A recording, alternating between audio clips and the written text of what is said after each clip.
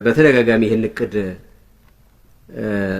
ስናዘጋጅ እንደ ምክንያት ያደረግነው የአማራ ክልልን ህዝብ መብትና ጥቅም ማስከበር የክልሉ መንግስት ዋነኛ ፍላጎትና ተልዕኮ መሆን መቻል አለበት።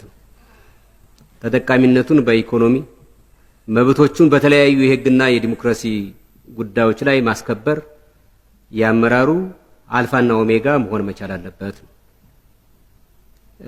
ይሄ በድፍን አነጋገር ልግለጸው እንጂ በብዙ መንገድ የሚመነዘር ነው ማለት ነው።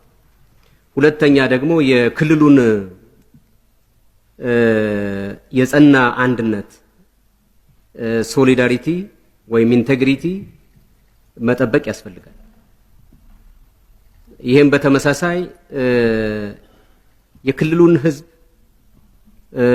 ትስስር እና የተጋመደ እንዲሆን ለማድረግ ይሄንን የሚያላሉ ማናቸውንም ድርጊት መከላከል ያስፈልጋል። ህገወጥ ድርጊት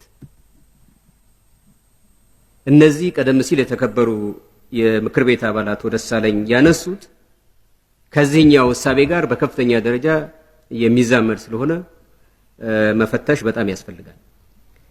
ይሄ ያወጣነው እቅድ እነዚህን ሁለት ግቦች ማሳካት ይኖርበታል። እነዚህን የሚያሳካ መሳሪያ ነው እንጂ በራሱ የምናመልክበት መሳሪያ አይደለም፣ ወይም ይሄ እናወጣን ብለን የምንመጻደቅበት መሳሪያ አይደለም። ይሄን ማምጣት መቻል እነዚህ ሁለት ግቦች ማረጋገጥ አለበት። ስለዚህ በዚህ መንፈስ የሚታይ ስለሆነ የቅድሙንም የቀረበውን በዚህ አኳኋን ማየት ይኖርብናል ማለት ነው።